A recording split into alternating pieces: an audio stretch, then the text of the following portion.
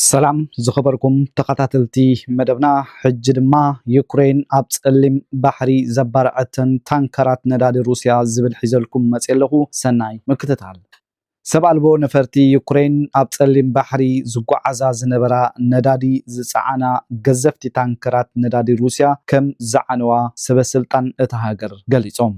እቲ ብቢቢሲ ዝተረጋገፀ ተንቀሳቃሲ ምስሊ ኣብ ማይ ዝንቀሳቀሳ ሰብ ኣልቦ ነፈርቲ ብማዕበል ኣቢለን ናብተን መራኽብ ዝተዓቀባሉ ብፍጥነት ድሕሪ ምእታወን ሃልሃልታን መፈንጃርን ስዒቡ ጸሊም ትኪ ናብ ኣየር ክተንን ተራእዩ። እተን ዕላማ ዝተገብራ ታንከራት ብሰበስልጣን ቱርኪ ካይሮስን ቪራትን ተባሂለን ዝተሰየማ ኮይነን ክልቲአን ባንዴራ ጋምቢያ የንበልብላ ከም ዝነበራ ጸብጻባት ይሕብሩ። ክልቲአን ብዓርቢ ኣብ ገማግም ባሕሪ ቱርኪ ዝተሃርማ ኮይነን ትማል ዳግማይ ከም ዝተሃርማ ድማ ተገሊጹ። ኣብ ልዕሊ ህይወት ኣብ ዝበጽሐ ጉድኣት ዛጊት ኣይተፈልጠን። እቲ መጥቃዕቲ ሩስያ ነቲ ኣብ ዩክሬን ንእትገብሮ ኩናት ንምምዋል ወሳኒ ዝኾነ ኣታዊታት ነዳዲ ዝሃረመት ኮይና እቲ ስጉምቲ ነቲ ኩናት ከየጋድዶ ተሰጊኡሎም። እዘን ክልተ መራኽብ ኣካል ናይ ጽላሎታዊ መርከብ ሻዶው ፍሊት ተባሂሉ ዝጽዋዕ ቃፍላይ ምዃነን ይንገር። እዚ ኣገላልጻ እዚ ነተን ሩስያ ኣብ 2022 ኣብ ልዕሊ ዩክሬን ሙሉእ ብሙሉእ ድሕሪ ምውራራ ንዝተገብረ እገዳ ምዕራባውያን ብሕቡእ ንምጉዕዓዝ እትጥቀመለን ኣማኢ ታንከራት ዘመልክት እዩ።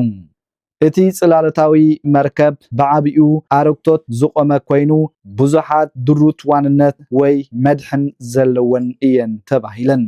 ካይሮስ ኣብ ደቡባዊ ምዕራብ ከባቢ ጸሊም ባሕሪ፣ ቪራት ድማ ኣብ ማእከላይ ከባቢ ንምብራቕ ርሒቓ እየን ተወቂዐን።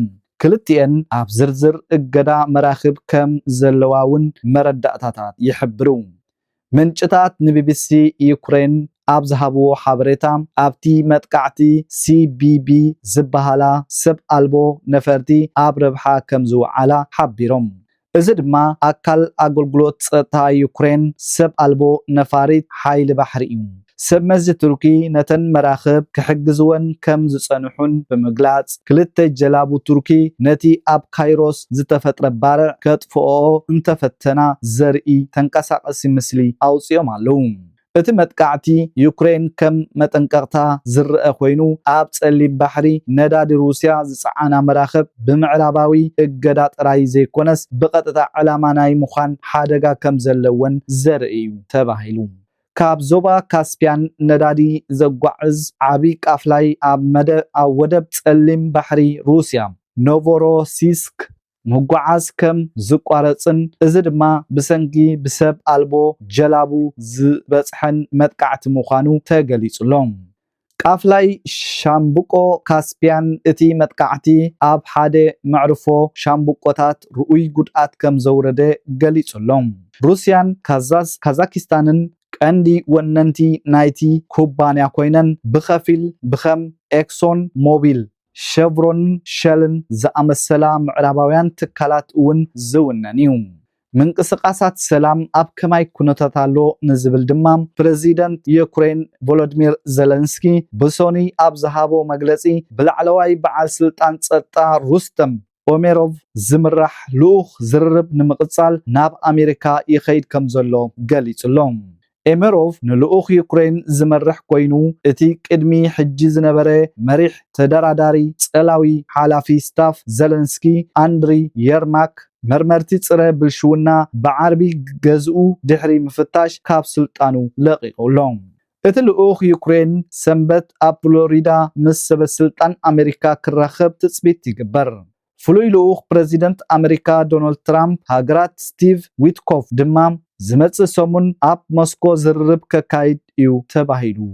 ዝኸበርኩም ተኸታተልትና ናይ ሎሚ ትሕዝቶና ኣብዚ ኣብቂዕሎ። ኣብ ቀጻሊ ብኻልእ ትሕዝቶ ክሳብ ንራኸብ ሰሰናይ።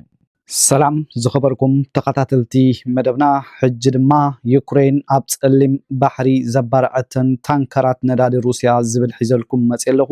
ሰናይ ምክትታል። ሰብ ኣልቦ ነፈርቲ ዩክሬን ኣብ ጸሊም ባሕሪ ዝጓዓዛ ዝነበራ ነዳዲ ዝፀዓና ገዘፍቲ ታንከራት ነዳዲ ሩስያ ከም ዝዓነዋ ሰበስልጣን እታ ሃገር ገሊጾም። እቲ ብቢቢሲ ዝተረጋገፀ ተንቀሳቃሲ ምስሊ ኣብ ማይ ዝንቀሳቐሳ ሰብ ኣልቦ ነፈርቲ ብማዕበል ኣቢለን ናብተን መራኽብ ዝተዓቀባሉ ብፍጥነት ድሕሪ ምእታወን ሃልሃልታን መፈንጃርን ስዒቡ ጸሊም ትኪ ናብ ኣየር ክተንን ተራእዩ። እተን ዕላማ ዝተገብራ ታንከራት ብሰበ ስልጣን ቱርኪ ካይሮስን ቪራትን ተባሂለን ዝተሰየማ ኮይነን ክልቲአን ባንዴራ ጋምቢያ የንበልብላ ከም ዝነበራ ጸብጻባት ይሕብሩ። ክልቲአን ብዓርቢ ኣብ ገማግም ባሕሪ ቱርኪ ዝተሃርማ ኮይነን ትማል ዳግማይ ከም ዝተሃርማ ድማ ተገሊጹ። ኣብ ልዕሊ ህይወት ኣብ ዝበጽሐ ጉድኣት ዛጊት ኣይተፈልጠን። እቲ መጥቃዕቲ ሩስያ ነቲ ኣብ ዩክሬን ንእትገብሮ ኩናት ንምምዋል ወሳኒ ዝኾነ ኣታዊታት ነዳዲ ዝሃረመት ኮይና እቲ ስጉምቲ ነቲ ኩናት ከየጋድዶ ተሰጊኡሎም። እዘን ክልተ መራኽብ ኣካል ናይ ጽላሎታዊ መርከብ ሻዶው ፍሊት ተባሂሉ ዝጽዋዕ ቃፍላይ ምዃነን ይንገር። እዚ ኣገላልጻ እዚ ነተን ሩስያ ኣብ 2022 ኣብ ልዕሊ ዩክሬን ሙሉእ ብሙሉእ ድሕሪ ምውራራ ንዝተገብረ እገዳ ምዕራባውያን ብሕቡእ ንምጉዕዓዝ እትጥቀመለን ኣማኢ ታንከራት ዘመልክት እዩ። እቲ ጽላሎታዊ መርከብ ብዓቢኡ ኣረግቶት ዝቆመ ኮይኑ ብዙሓት ድሩት ዋንነት ወይ መድሕን ዘለወን እየን ተባሂለን። ካይሮስ ኣብ ደቡባዊ ምዕራብ ከባቢ ጸሊም ባሕሪ፣ ቪራት ድማ ኣብ ማእከላይ ከባቢ ንምብራቕ ርሒቓ እየን ተወቂዐን።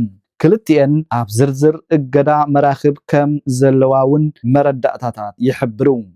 ምንጭታት ንቢቢሲ ዩክሬን ኣብ ዝሃብዎ ሓበሬታ ኣብቲ መጥቃዕቲ ሲቢቢ ዝበሃላ ሰብ ኣልቦ ነፈርቲ ኣብ ረብሓ ከም ዝወዓላ ሓቢሮም።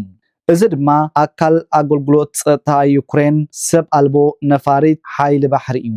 ሰብ መዚ ቱርኪ ነተን መራኽብ ክሕግዝወን ከም ዝጸንሑን ብምግላጽ ክልተ ጀላቡ ቱርኪ ነቲ ኣብ ካይሮስ ዝተፈጥረ ባርዕ ከጥፍኦ እንተፈተና ዘርኢ ተንቀሳቐሲ ምስሊ ኣውፅኦም ኣለዉ። እቲ መጥቃዕቲ ዩክሬን ከም መጠንቀቕታ ዝርአ ኮይኑ ኣብ ጸሊም ባሕሪ ነዳዲ ሩስያ ዝጸዓና መራኽብ ብምዕራባዊ እገዳ ጥራይ ዘይኮነስ ብቐጥታ ዕላማ ናይ ምዃን ሓደጋ ከም ዘለወን ዘርኢ እዩ ተባሂሉ።